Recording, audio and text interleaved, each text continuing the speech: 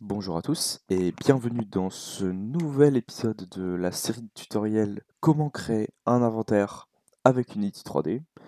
Et aujourd'hui, nous allons ajouter les différents types d'items au jeu. Donc, ce qu'on va faire là, c'est qu'on va créer euh, trois fonctions, entre guillemets, qu'on pourra ajouter comme on veut aux items pour faire des types d'items. Par exemple, on pourra faire euh, des, hum, des outils, on pourra faire de la bouffe, on pourra faire juste des items comme on a là, donc des items stockables, et voilà. Donc, tout ça, ça va se faire en code du coup. Tac. Donc, on va ouvrir ceci. Donc, je vais fermer ça. Tac. Ok. Alors, première chose à faire, c'est qu'on va aller dans Item Data. Hop. Déjà ici, on peut voir que menu name, c'est juste item data. Ça veut dire que dans le menu, il va juste mettre item data. Nous, on va faire un sub-menu en mettant donc item slash.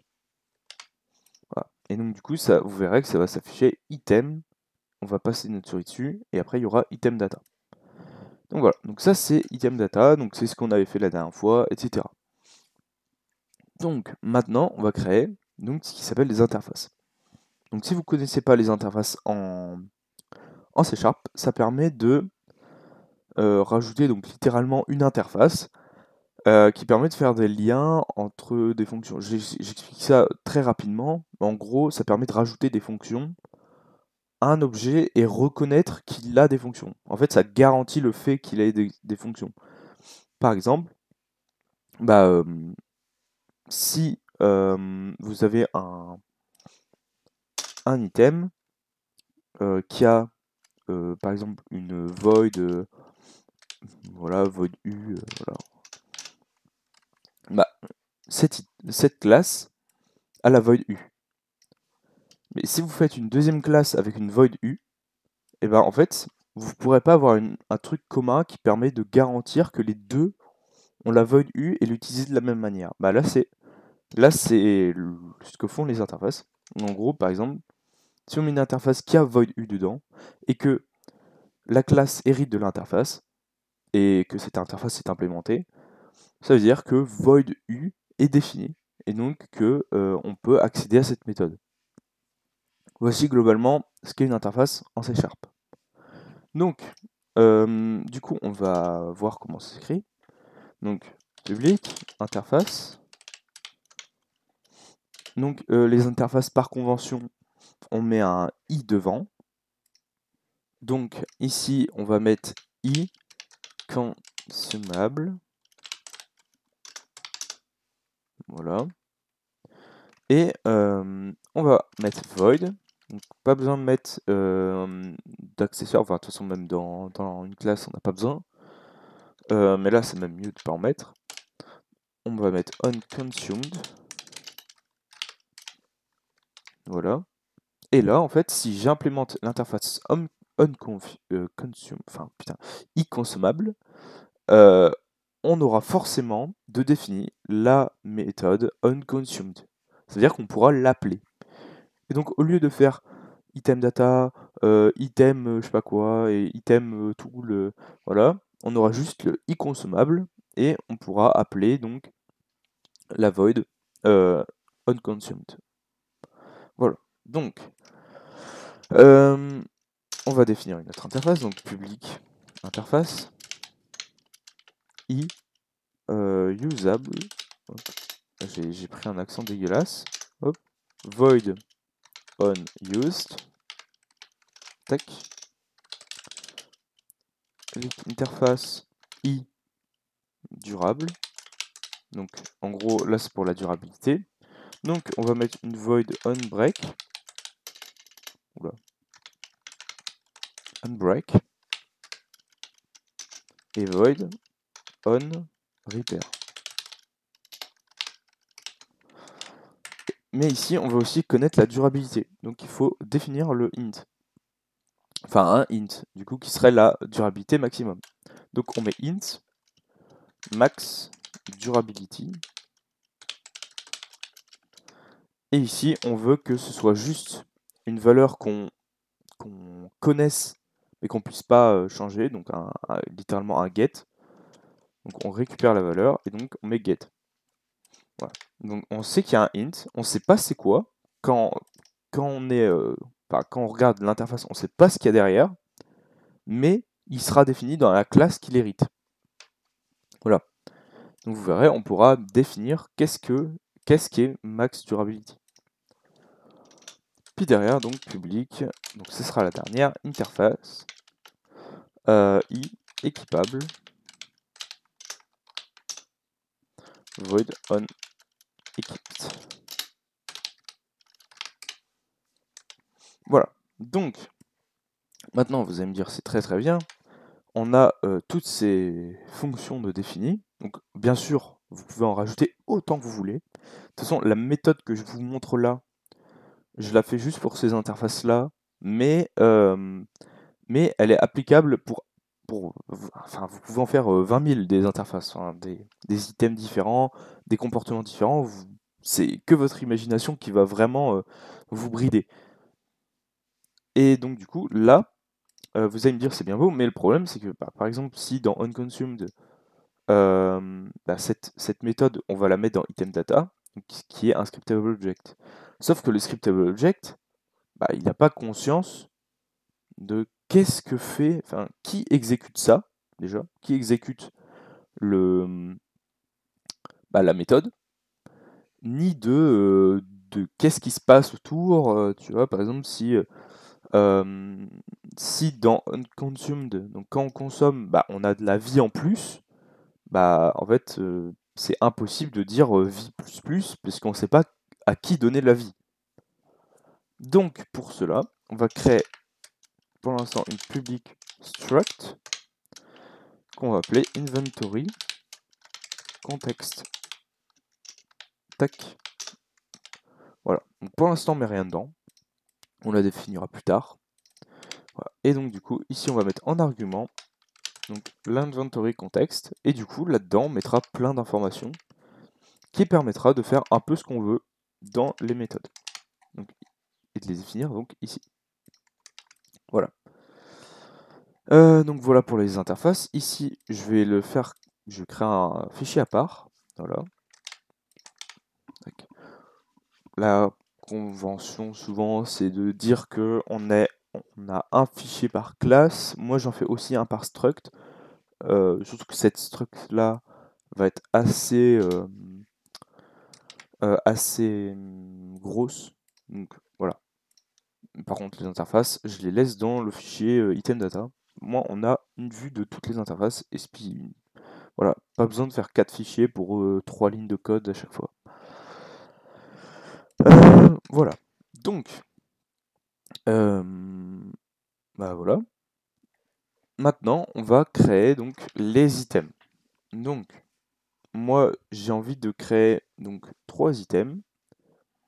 Une épée, donc qui pourra être utilisable en tapant. Voilà, genre voilà, on tape avec. Mais bien sûr, là, on va pas coder le fait de taper, genre, ce sera juste le fait de l'équiper. Donc, une épée, un parchemin, donc qui sera utilisable et qui nous donnera un texte, donc c'est littéralement une lettre. Et, euh, et le dernier, je me rappelle plus. Ah oui, et de la bouffe, voilà. Et juste de la bouffe. Donc, on va faire ça tout de suite. Donc, on va faire une public class food. Donc, food. Tac. D'ailleurs, j'aurais dû mettre food item data. Voilà. Food. Bon, on va mettre food pour l'instant. Voilà. Qui read de item data. Tac, on peut copier ça. Donc on met item slash food item data. Tac. Et donc on va rajouter un serial field private. un int et on va mettre feeding factor. Donc, en gros, c'est si on prend une comparaison à Minecraft, ça serait combien de gigots ça remplit. Voilà. Voilà. Et ici, donc, on va dire que ça, c'est un i consommable parce que c'est quelque chose qu'on peut consommer. Donc, on met une virgule et on met i consommable. Et là, ça vous met une erreur parce que vous voyez que food n'implémente pas l'interface iConsommable.unconsumed. Donc on va implémenter l'interface, voilà. Et là, donc ça c'est normal, c'est pour dire bah elle n'est pas implémentée. Et ici, donc on va debug.log feed égale plus feeding factor. On va aussi mettre que ça c'est égal à 1 de base, pour simplifier. Et d'ailleurs ça aussi, voilà. Parce que au moins quand on crée un objet, ça le met à 1 de base et pas à 0. Voilà. Donc ça c'est fait, donc pour la food. Tac. Donc maintenant on a le parchemin. Donc le parchemin c'est juste un i usable. Donc public class parchment item data. Donc c'est un item data et un i usable. On met un serialize field private string text. Voilà, je m'embête pas, hein. Tac, et ici on implémente l'interface. Ici on va mettre juste un debug.log texte. Voilà. Non, pas texte, comme ça. Hop, voilà, texte. En gros, on va debug ce qu'il y a dedans. Voilà, ça c'est fait aussi. Et vous voyez qu'on est en train de définir le comportement de chaque truc. Et donc là, bon, je mets des debug logs pour tester parce qu'aujourd'hui on va pas définir le comportement des items, mais vous voyez qu'on peut vraiment faire plein de trucs. Et enfin, donc la sword public class, donc, je vais mettre juste tools parce que les tools ils auront le même comportement en soi, donc ils seront durables et équipables et même utilisables en vrai, j'aurais dû le mettre. Ouais, c'est vrai que c'est con, j'ai pas mis utilisable. Bon, bref. Donc ils seront usables, utilisables et durables. Mais après, derrière, on pourra dire que cette classe-là, elle est abstraite et que derrière, bah, l'épée, elle fait des dégâts en moins et que le truc, il fait des trucs en moins. Enfin bref. Pour l'instant, on va juste mettre tools en général. Et là, on va mettre un size field private int durability. Voilà. Cette classe-là, déjà, elle hérite de item data. Mais elle hérite aussi de i usable, du coup. Voilà, on implémente l'interface.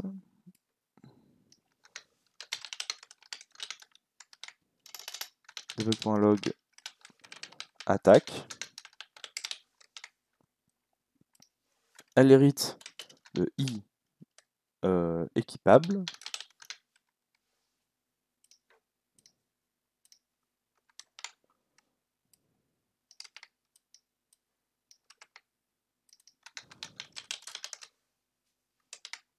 Voilà.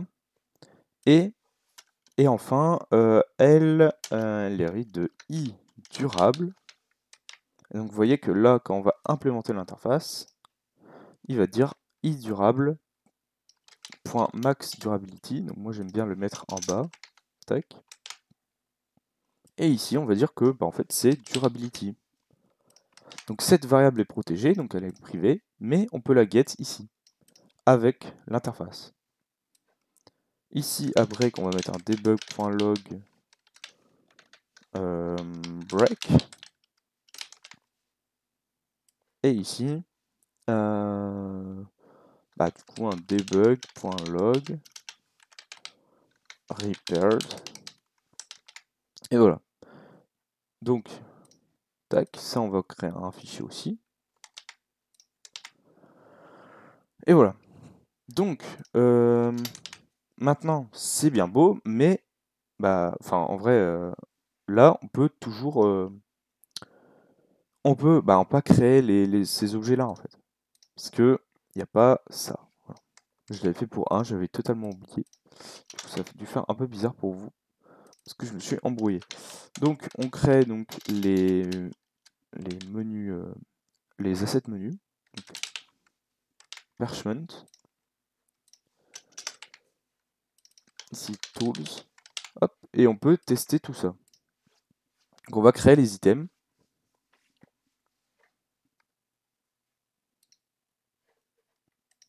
Tac. Donc, je vais créer un nouveau fichier, enfin un dossier plutôt, pour mettre tous les items data, parce que tac, sinon ça va être la merde. Donc, vous voyez que là maintenant c'est un submenu item, et qu'on peut créer un food item data. Donc, on va mettre food. On peut mettre un un parchment et tac, un tool qu'on va mettre sword. Voilà, on va mettre que la durability elle est à 10. Voilà. Et que voilà. Donc là on n'a pas d'image, mais je vais aller en chercher une. Ah. Oula. Tac. Tac. J'avais déjà prévu des images de très bonne qualité. Tac. Est-ce que j'avais des trucs à régler? Non. Peut-être ça. On s'en fout. Tac.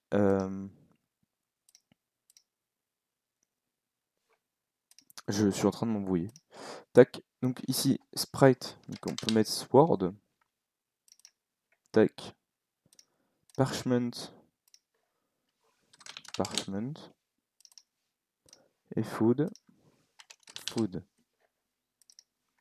Oui, ces incroyables dessins faits par un game artiste professionnel, qui est moi. Non, c'est faux. Tac. Et mais par contre, du coup, là, en fait, si on fait donc dans test, tac, je mets par exemple de la bouffe et j'en push 1, on peut juste drop et close. Pourquoi? Parce qu'on n'a pas défini dans le contexte menu qu'est-ce qu'on pouvait faire avec cet item. Donc déjà, on va créer nos boutons. Donc on va en créer 3. Ouais, on va en créer 3. Donc on va créer, tac, on va créer équipe, use et consumed.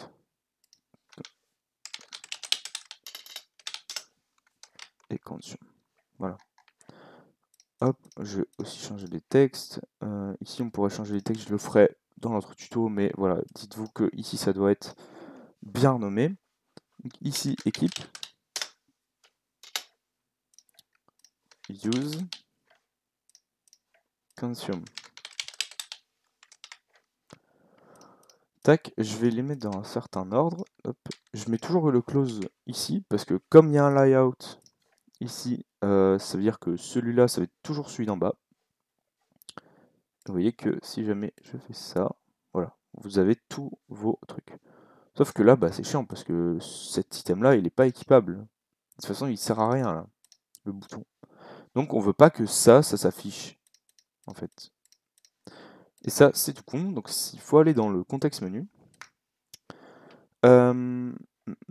Donc, le contexte menu qui est ici, voilà. Et on va rajouter donc les boutons. Donc, on a équipe button. use button. Et le dernier, c'est consume button. Tac. Hop. Et donc ici, on va rajouter les méthodes. Donc on va les mettre en mode barbare, littéralement. Tac. Enfin, c'est pas barbare. Mais... Tac. Use. Ici, on fait ça. Ici, on fait ça. Donc ça, je rappelle, pourquoi on les met à la main, c'est pour que, en fait, si vous travaillez tout seul, autant vous vous en foutez. Si vous travaillez avec des gens, par exemple des artistes ou quoi, qui veulent intégrer leur travail, ce qui est chiant, c'est que ils peuvent, en voulant toucher aux events, etc., niquer votre système, littéralement. Alors que là, en fait, vous pouvez pas niquer votre système, il faut qu'ils touchent au code et eux, ils touchent pas au code. Donc, du coup, ils niqueront pas votre système. Après, bien sûr, rien ne vous empêche de ça les mettre à la main. Donc, ici, private void équipe, private void use, putain, je sais pas pourquoi à chaque fois je mets pas de majuscule, et private void consume. Tac. Et donc ici, on peut mettre équipe use consume. Tac.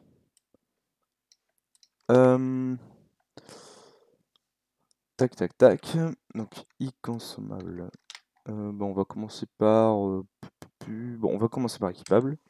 Donc là, ça va être simple, c'est que bah, on peut équiper que si c'est un i équipable. Donc on va définir un i équipable.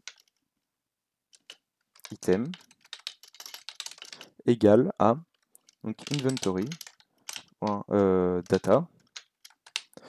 C'est le target slot ID. C'est le slot qu'on est en train de qu'on est en train de viser littéralement. Point data. Et là, on va mettre as i équipable. En gros, ça caste. Ouais, non, je croyais qu'il y avait un bug.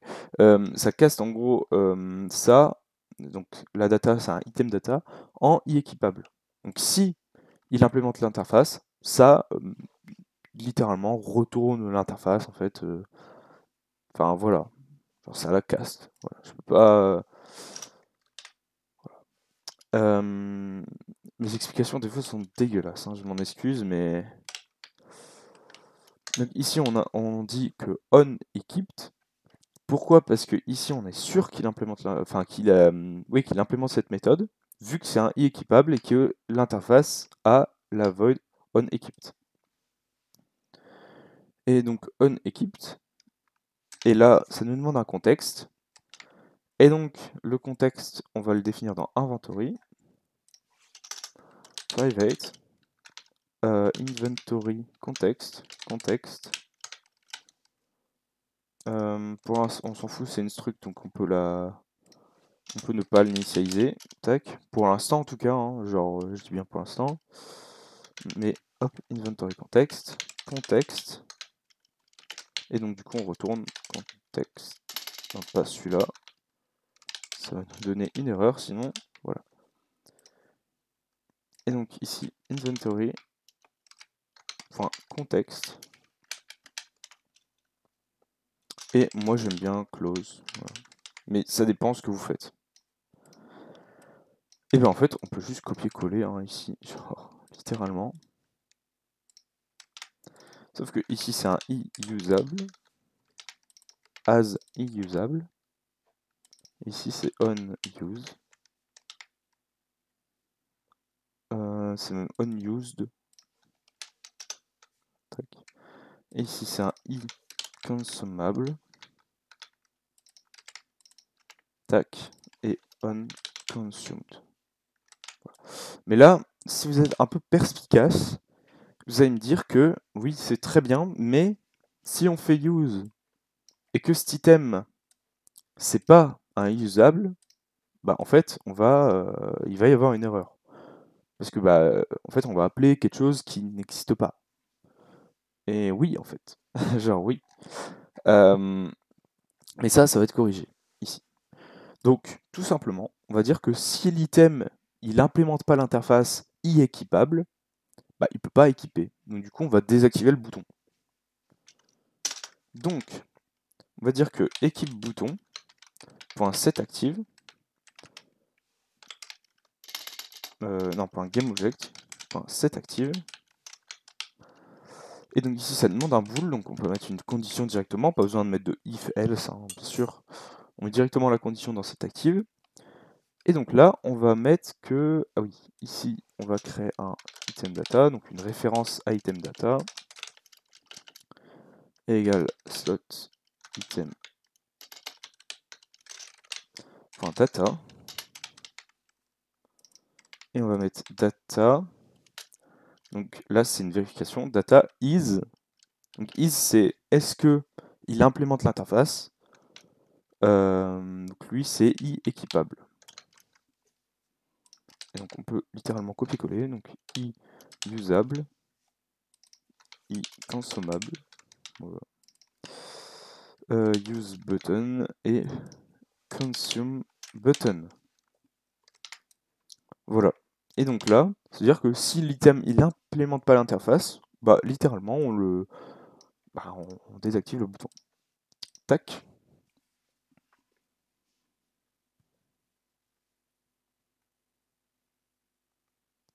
Et donc normalement, ouais, il nous reste juste à ne pas oublier de, dans le contexte menu, ici, mettre les références au bouton. Donc équipe, use, consume, tac. C'est très important, sinon ça ne marchera pas. Et donc ici, donc déjà, ici vous voyez que bah, ça fait plus comme avant, ça ouvre plus le grand menu, voilà.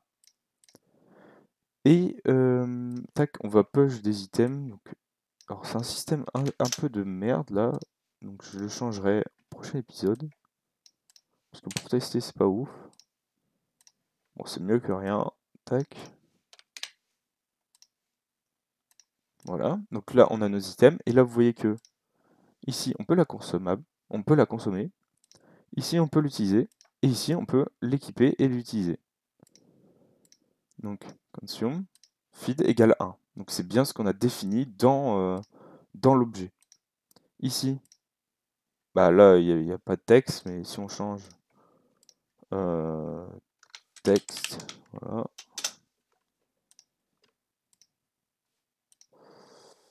Ah oui, parce que c'est, oui, bon, ça marchera pas parce que il faudra réinitialiser. Et ici, équipe ou utiliser, donc attaquer. Donc voilà, ça marche. Et puis bien sûr, ils ont toujours les comportements des autres items, hein. Voilà. Voilà, ça marche. Donc j'espère que cette vidéo vous aura plu. N'hésitez pas à vous exprimer, que ce soit en pouce bleu, pouce rouge ou en commentaire. Et je vous dis à la prochaine pour un nouveau tutoriel. Je vous dis salut à tous.